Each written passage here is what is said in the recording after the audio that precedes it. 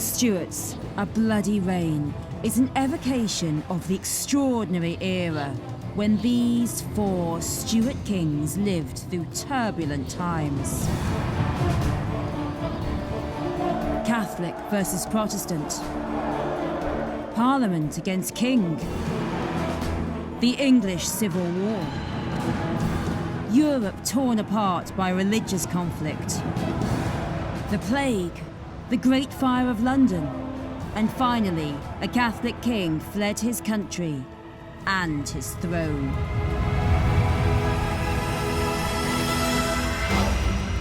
Charles II finally came to the throne after years in exile following the execution of his father, Charles I, who had struggled to be the king that everyone longed for. The restoration would bring unity and glamour back to the country, the people worn out by the austerity of Cromwell in the parliamentarian era, and they ecstatically welcomed the new king. People always say, oh gosh, Charles, he was so relaxed, just interested in a luxurious life. But there was one part of him that was unforgiving, and that was his attitude towards those who had been involved in the death of his father. I've always thought that the key to understanding Charles II's reign is he spends 11 years just desperately wanting to be king. So once he becomes king, he doesn't want to do anything. In the reign of Charles II, you have the birth of modern times. Clever people who were literally rebuilding England. And then the fire in London, which enabled London to be rebuilt. It must have been so exciting by the time you got to about 1700 to look around and find yourself in this spanking new city. In this series, we're examining the reigns of the Stuart kings through the lives of the Wynn family here at Gwydir Castle in North Wales. The Wynns had flourished during the reign of King James I and his son, King Charles I. Sir John Wynn, the patriarch of the family, had been knighted and honoured with a baronetcy.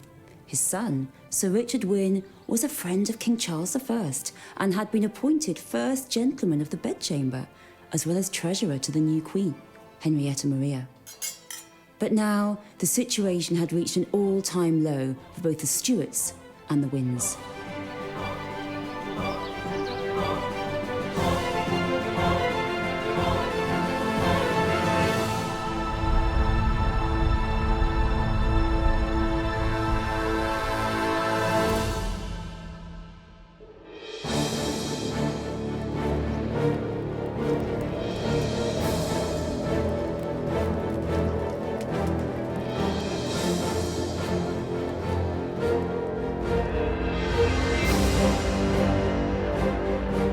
King Charles I was executed on the 30th of January 1649.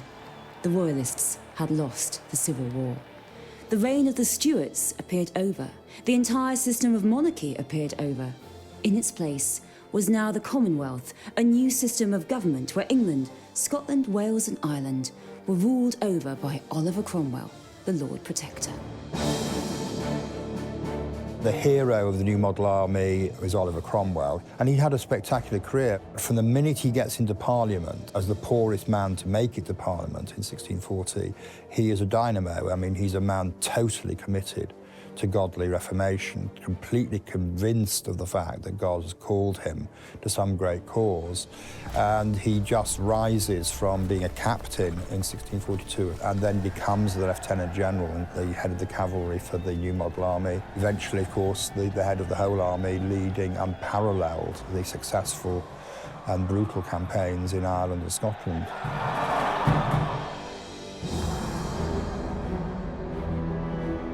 After the execution of Charles I, his wife, Henrietta Maria, had to escape and found refuge in the French court. His son, Charles, attempted to muster forces in France and the Netherlands. They became royal prey. They were pursued out of the country. Henrietta Maria fled in a ship from the southwest to France under gunfire from Parliament. The future James II, as a young boy, managed to escape from Sion House in Middlesex, dressed as a girl, and was spirited away to the Netherlands. And there was a little Princess Elizabeth who sadly sort of faded away and died in Carisbrooke Castle in the Isle of Wight. Between 1646 and 51, the future Charles II endures a really humiliating exile. The story is that nobody dared tell Charles II that his father had been executed, and they didn't know what to do. So one of the senior courtiers went in to see Charles II, and instead of saying, "Your Royal Highness," which would have been his title as prince, bowed and said, "Your Majesty," meaning you are now the king. And Charles took a moment to understand it, but when he did, it was an absolute body blow. The Wynn family at Gwydir Castle were deeply affected by the execution of Charles I.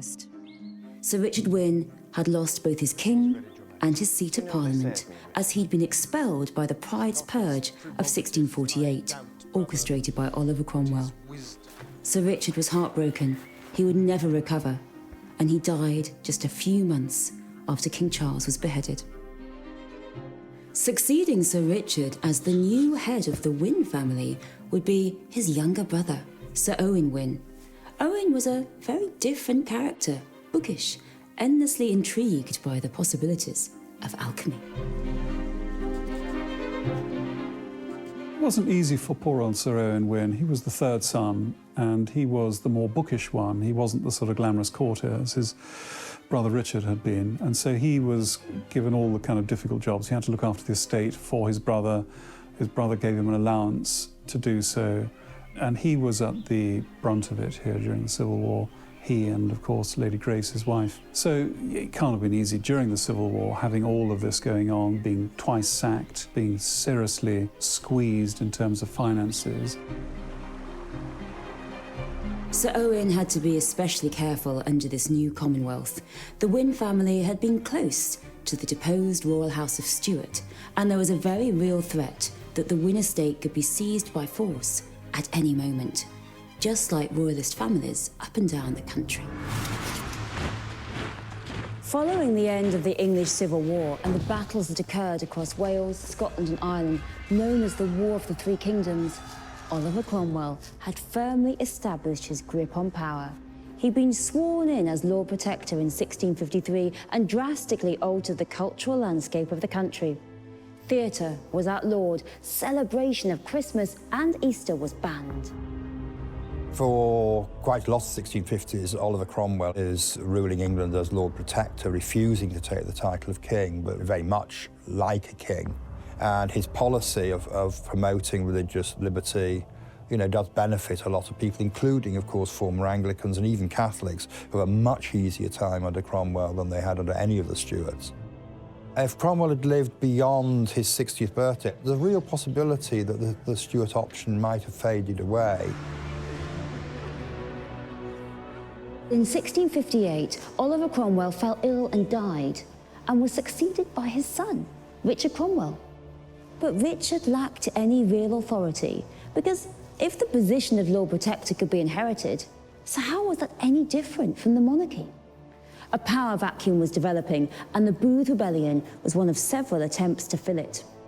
Sir George Booth was a former Member of Parliament who organised an uprising against Richard Cromwell in 1659. Joining him in his efforts would be another former Member of Parliament, Sir Thomas Middleton, and Middleton's son-in-law, Sir Richard Wynn the Younger, son of Sir Owen. The Booth Rebellion had been planned in the regions near Gwydir Castle, North Wales, and the northwest of England. The forces assembled were able to take the important city of Chester, but although Cromwell's power was undoubtedly failing and the Commonwealth was weak, Booth's rebellion was still put down. Booth himself managed to escape capture dressed as a woman, but Sir Richard Wynn was not quite so fortunate. When Booth's revolt happens in 1659, it is Sir Thomas Middleton and Sir Richard Wynn. They are rising North Wales at the same time as George Booth is rising Cheshire. It was supposed to happen all over Britain. But the problem is, these were the only two areas that did rise, so the full weight of the New Model Army under General Lambert were there waiting for them, and they didn't stand a chance, as you can imagine. Sir Richard Wynn is caught in the fallout of that, obviously. He's one of the casualties of being mopped up, and he's dragged off to Gunpowder Castle, where he's a prisoner.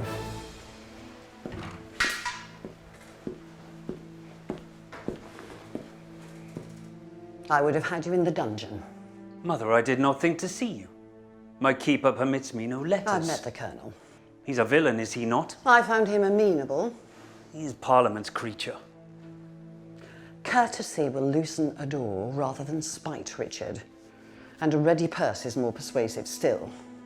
I think he will see you released. His expectation was to be courted. I'm in no mood for wooing. Perhaps you were enjoying your little game too much. There was a time to end this tyranny under which we live, Mother. If General Monk had joined us. But he did not. He waited to see how the die would fall. Parliament and the army are in dispute. Our king may return, and our prayers rest upon that hope. But some new Lord Protector may rise in Cromwell's place. We have weathered this long darkness, estate and family intact. But you do not throw away your winter garb at the first bud of spring. Snows may return as quickly as they are banished. You were of no use to me here. Recall the habits of a courting youth and practice them upon the Colonel. My purse will do the rest.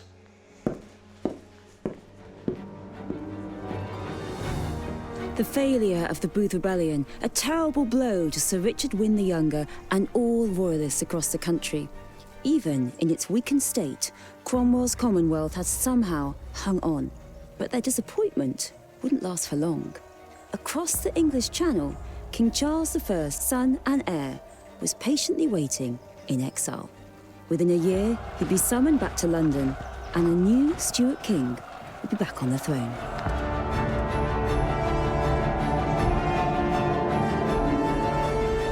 The Booth Rebellion of 1659 had failed to bring down the Commonwealth, but it hadn't been totally in vain. The actions of Sir George Booth, Sir Thomas Middleton, and Sir Richard Wynn the Younger had inspired another key figure of the era, George Monk, Governor of Scotland. Monk was a man of floating allegiance.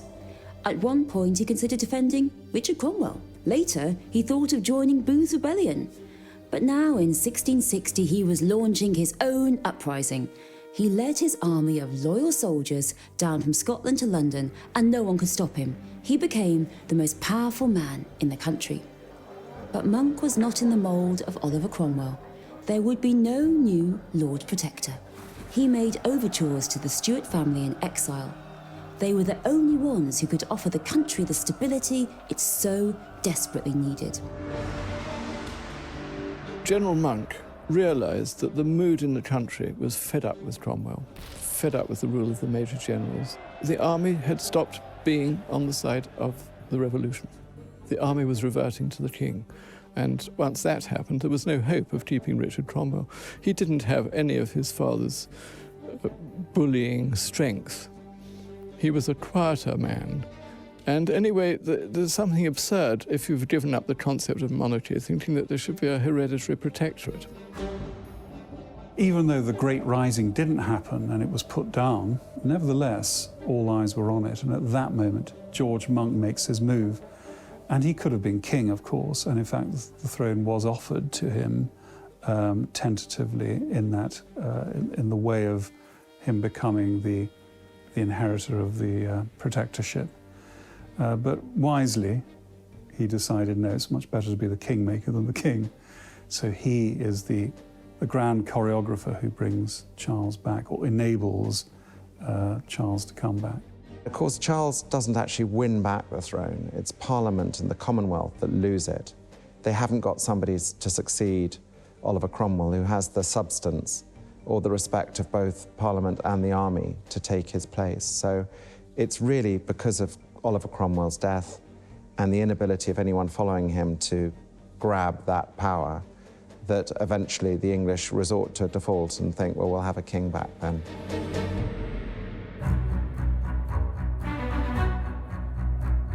Charles had spent most of his exile in the Dutch city of Breda, and on the 4th of April 1660 he issued the Declaration of Breda, promising a general pardon for crimes committed during the Civil War, recognition of property rights, religious toleration, and payment of army wage arrears.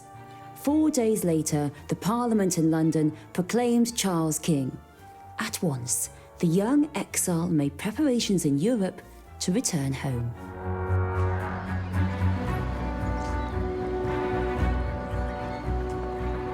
Charles II and his advisors, they were convinced that if there were conditions, they were going to be very onerous, and they'd be probably close to what Charles I had turned down before his trial and execution. But actually, the English Parliament had turned around on its head in just 2 months in early 1660.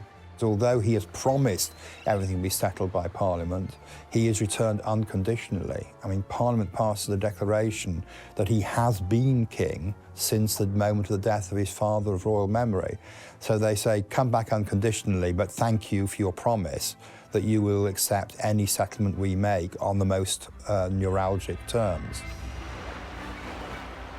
Charles landed at Dover on May the 25th. He made his way to London, which he reached 4 days later. He had deliberately timed it so that he'd re-enter the city on his birthday. He was exactly 30 years old. The people of London were lining the streets. The crowds were so thick that it took 7 hours to cross the still familiar city. Perhaps some of them had been there that cold January morning more than a decade earlier when the King's father had been beheaded in Whitehall. Now they were cheering the return of the Stuarts. Charles II had come home to claim his crown.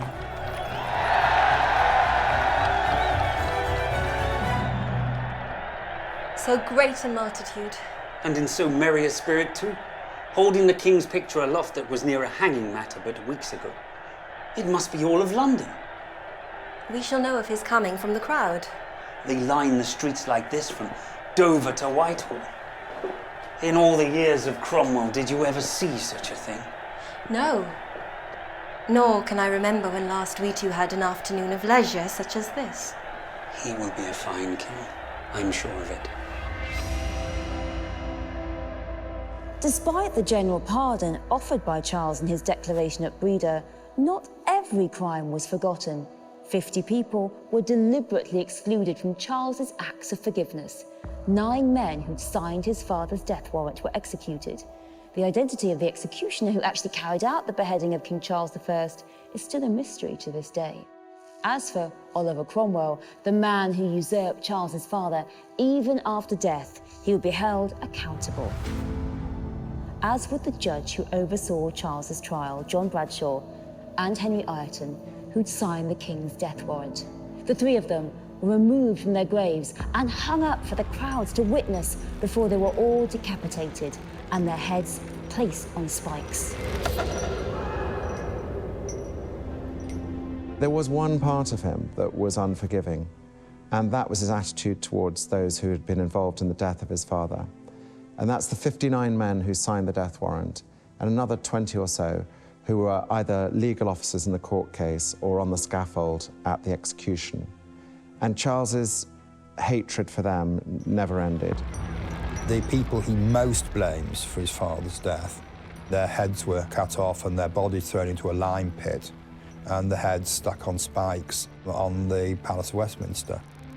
I think he just adored his father and couldn't believe that these people could expect any sort of sympathy at all. And there was also an underlying point, too, that if he had been soft with them, what would it have said about him as a monarch? So I think that there was a cold part of Charles II, and it was absolutely focused on those who had killed his father.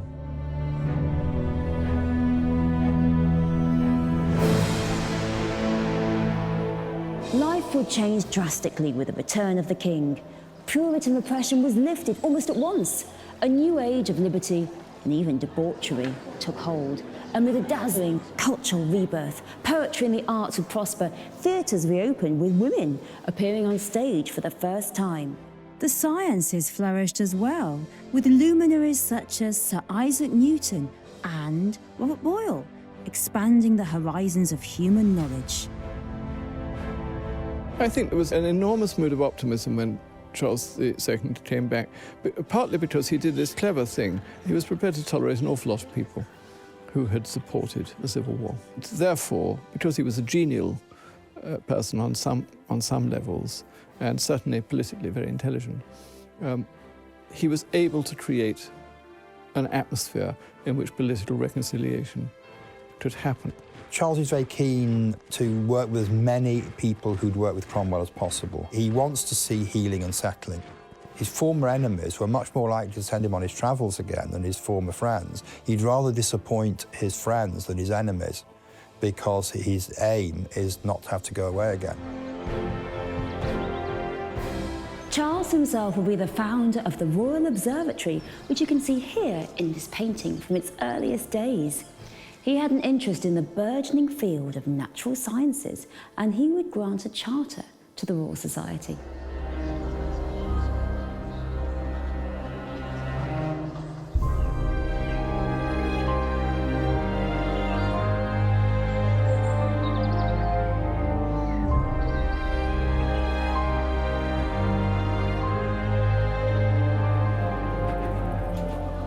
Sir Owen Wynn would not get to see much of the Restoration.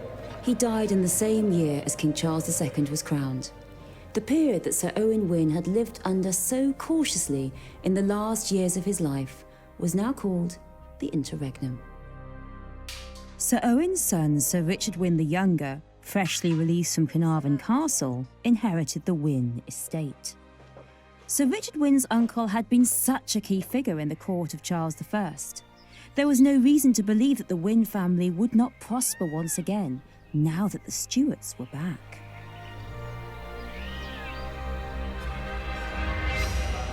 King Charles II was finally on the throne, and he needed a queen. During the reign of King Charles I, there'd been negotiations with the royal family of Portugal for the hand of Catherine of Braganza. This arrangement had been put on permanent hold thanks to Oliver Cromwell, but it was brought back to life following the Restoration. King Charles II married Catherine of Braganza in 1662, and a nation of tea drinkers was born. Catherine brought over the custom of tea drinking from Portugal, and it quickly became popular amongst the aristocracy in the reign of King Charles II. Sir Richard Wynn the Younger would be a key part of this restored royal court, taking up the position of Chamberlain to Charles's new queen. A delighted nation dubbed the new king the Merry Monarch. But just like his father, Charles had married a Catholic, and the religious difficulties that had so blighted the past did not simply disappear. However, there were far more pressing problems just around the corner. The worst outbreak of plague since the Black Death and the Great Fire of London.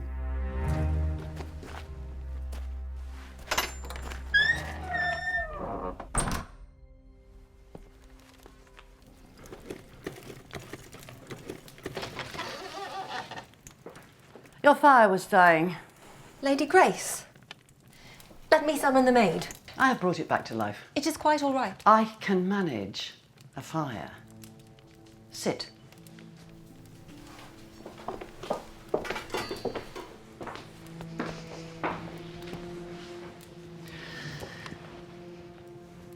I thought I heard the footpost not long ago. Yet I know that cannot be. I forbade the London post from approaching our gates, and none would be so disrespectful as to disobey my wishes. Do not blame the poor man. No, I do not. You commanded him, and he obeyed as he should. I had not heard from Richard in so very long. He lives then. The existence of the letter was all you needed to know that. I fear it is very bad this time. I remember the plague in 1625. I was younger than you, not long married. Old Sir John kept carts of London cloth outside for days at a time, happier as he was to see his finest purchases ruined than risk plague within our walls. It must be destroyed. It is one letter. Let us pass through what hands and what parts of the country we know not. Every moment it is in this house, the danger deepens. I will have it removed from you if I must.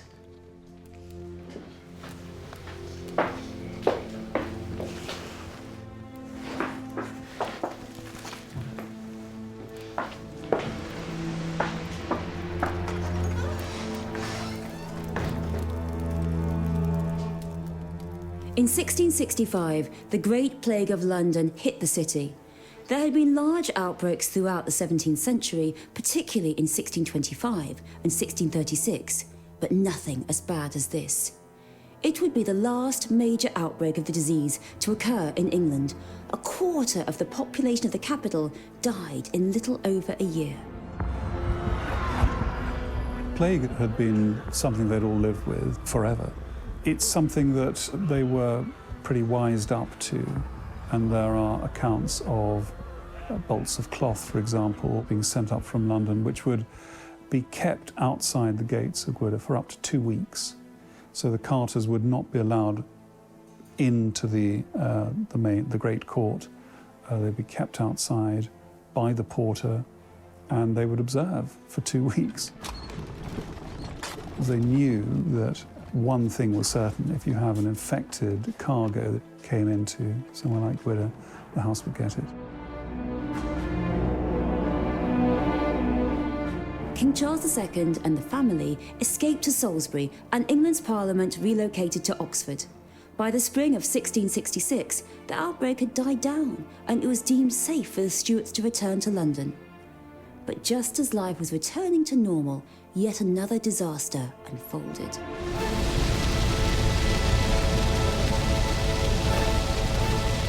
The Great Fire of London broke out on the 2nd of September 1666.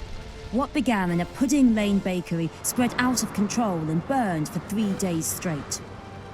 The fires gutted the medieval heart of the city, and the ancient St. Paul's Cathedral was utterly destroyed. Fears abounded that the fire was a foreign plot, and King Charles II worried that the entire city might fall into anarchy.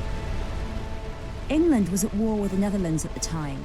The Dutch saw the fire as a divine retribution for the actions of the English Navy and Rear Admiral Robert Holmes, who'd set the town of West Tellishing ablaze in what became known as Holmes's bonfire.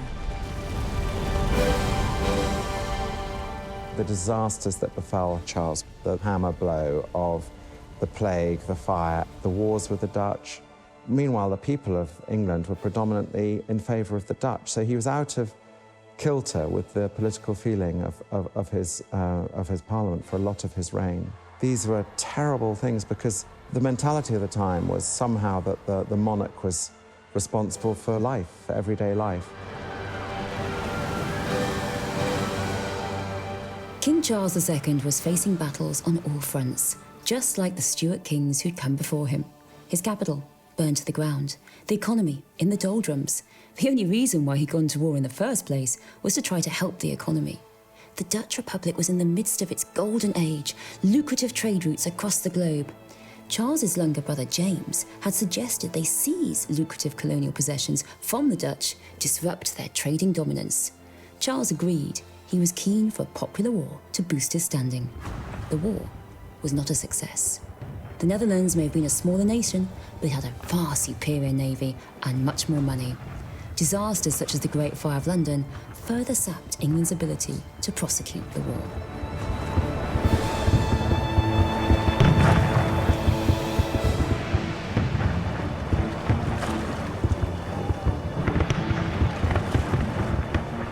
By 1667, the Dutch controlled much of the waters around the south of England. They'd secured pivotal European alliances, and that June, they staged a devastatingly bold naval assault dubbed the Raid on the Medway. They attacked the English fleet at anchor in the mouth of the Thames.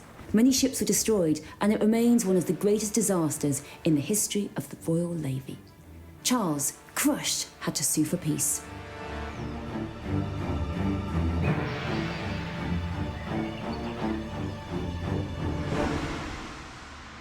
The Royal Oak burned, the Loyal London and the Royal James too. The flagship carried off without a single shot fired in her defence. I thought the Dutch are much less a power than England. We are the more numerous, but they are richer, and they have directed their wealth with far greater wisdom.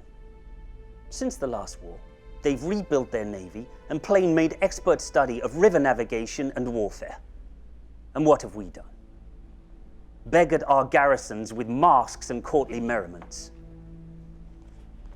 I have no place there. Then be done with London. Go not there again. The pride and pomp and luxury. All the jails of England hold no more cunning a collection of thieves than court. They never leave off robbing His Majesty. Even his dogs are target for pilfering. It was thought the Dutch could not even set out a fleet this year. It will have to be peace, or the kingdom whole may be undone. The treaty ending the war was signed in 1667 in the town of Breda, where Charles had made his famous declaration that had allowed him to return to the English throne several years earlier. Charles was humiliated, but it did at least bring the war to an end and allow London to be rebuilt. Charles encouraged the greatest architects to come forward with radical plans for the city. Had these been realised, London today would be a completely different place. But in the end, practicalities, money, meant most of the city was rebuilt on the same plan as before. But the buildings themselves were much changed. Here, the genius of Sir Christopher Wren did have the opportunity to shine, and his designs remain some of the most famous in the London skyline.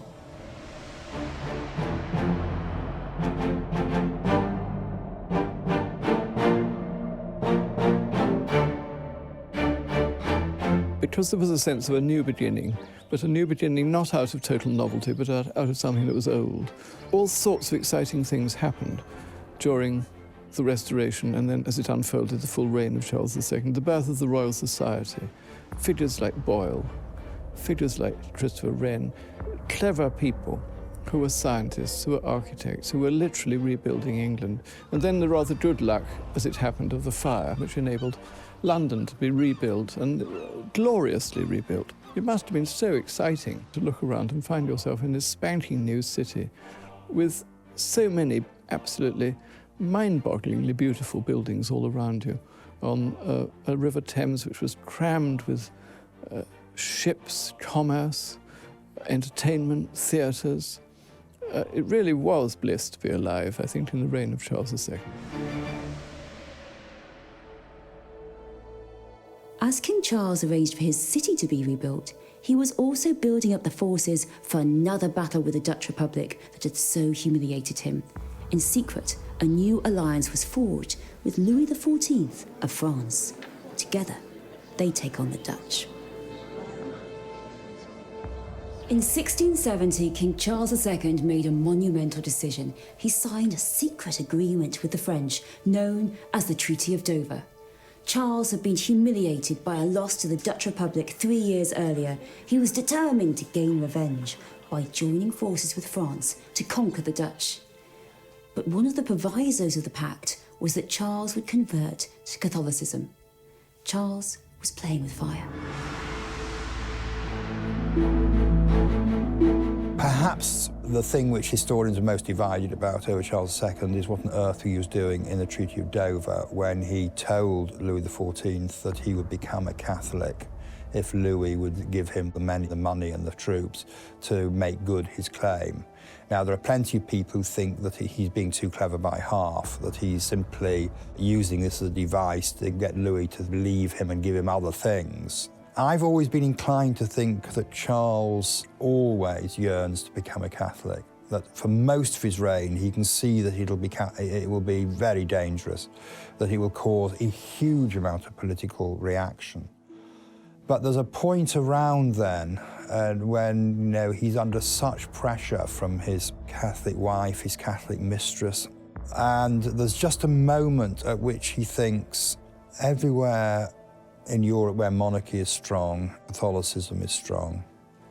Catholics have been the people who've been my most loyal supporters. But for the Catholics, I would not have escaped after the Battle of Worcester. It was the Catholics who risked their lives to hide me, get me out of the country. And it's just possible that he went through a moment when he thought, I wonder if I can get away with becoming a Catholic.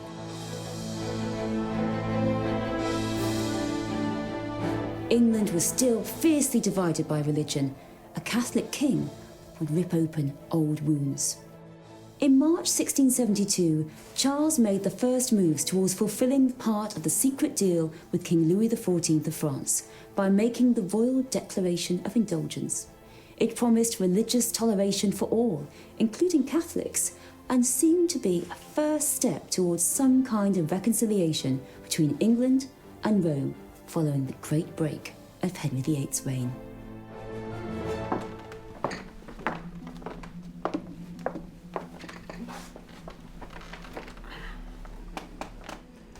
You seek stained glass for the new chapel? I shall not ask how you came by such intelligence, lest you implicate the walls and doors of my chamber. I had thought it an art lost in this country. There are men in Paris who preserve the skill. Why not Rome? The king has declared indulgence on matters of religion. And Parliament? I care not. Is his declaration even legal? I care not. I have an image in my mind, Mother. The chapel shall not be complete without it. It is a cross. A fine cross. I must have it. It was working too long of a day that took your father ill. It is not that. Oh, yeah, you must. Mother, it is not that. We shall consult physicians. I have. The outward applications having proved unsuccessful, they now prescribe inward medicines. And what course do they predict? I must have that glass, Mother. After the Declaration of Indulgence, things become obviously much easier for not just Catholics, but crypto-Catholics. We don't know precisely where Sir Richard Wynn the Younger stood on this, but we know that he's the Chamberlain of Queen Catherine of Braganza, and we know that he's trying to get a stained glass cross for the new chapel he's building in 1673-4. If you look at the chapel, you would think it was a Catholic chapel, actually. In April 1672, just a month after the Royal Declaration of Indulgence, England and France declared war on the Netherlands. It did not go according to plan. The money promised by France to Charles was not enough to cover the military expenses. The king was forced to recall Parliament, and it contained many members who were fiercely opposed to the Royal Declaration. They deemed it far too generous to Catholics, and they now had the king in a bind. Parliament refused to fund the war until the declaration was withdrawn. Charles had to comply. But worse was to come for the king. The details of his secret pact with Louis XIV were leaked. The public was furious. Charles quickly realised that to defend his own position, he had to pull out of the alliance with France, end the war with the Netherlands. In early 1674, the Treaty of Westminster was signed, which brought peace between England and the Netherlands. The war had achieved precisely nothing. Fortunately, the full details of what he'd agreed to never did come out, but it clearly helps to build a climate of anxiety in the 1670s about whether there is a drift back towards Catholic monarchy.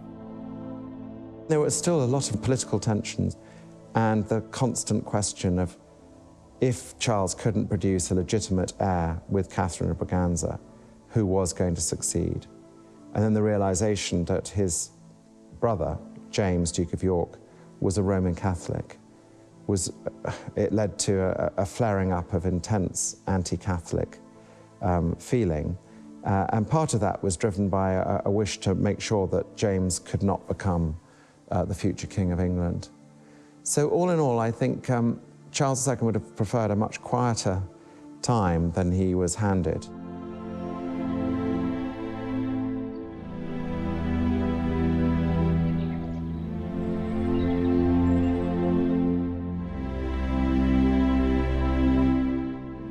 (1674) also saw the death of Sir Richard Wynn the Younger.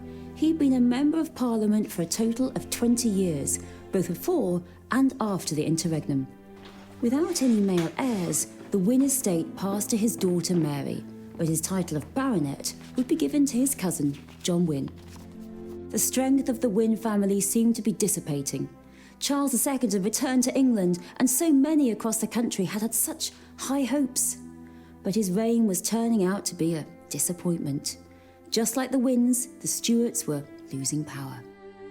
Despite having many children with his numerous mistresses, King Charles had no legitimate heirs with his wife, Catherine of Braganza, nor would any be born in the remaining 11 years of his life. The heir apparent throughout was his younger brother James, Many suspected that James was a Catholic. They were right. In fact, Charles II himself converted to the Catholic religion on his deathbed. He became incredibly ill in February 1685, very, very quickly, and suddenly had a massive seizure. And then, poor man, he was handed over to the combined ignorance of the royal physicians, who did not know what to do. And they took a view that the best thing they could do was stimulate him and get his whole energy pulsing through him, I suppose.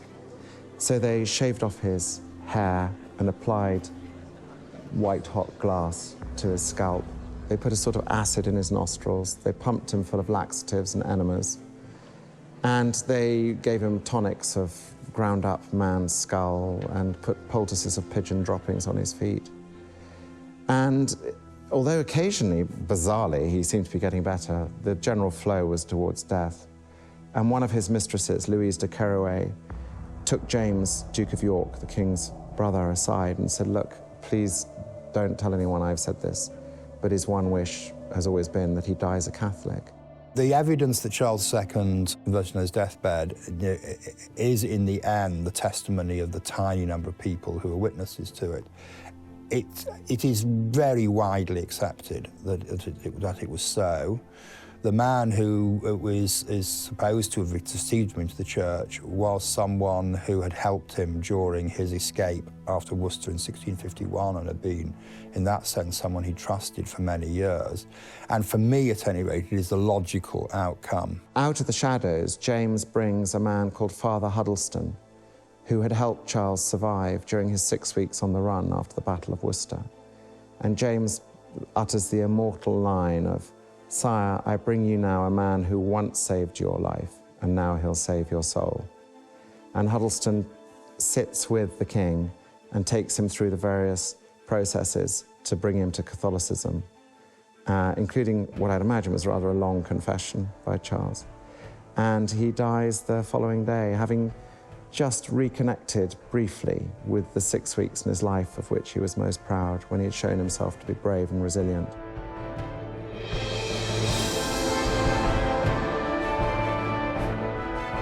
If anyone thought that the controversial issue of religious tolerance had gone away, they were mistaken. The reign of James II would bring with it another crisis in England and another war.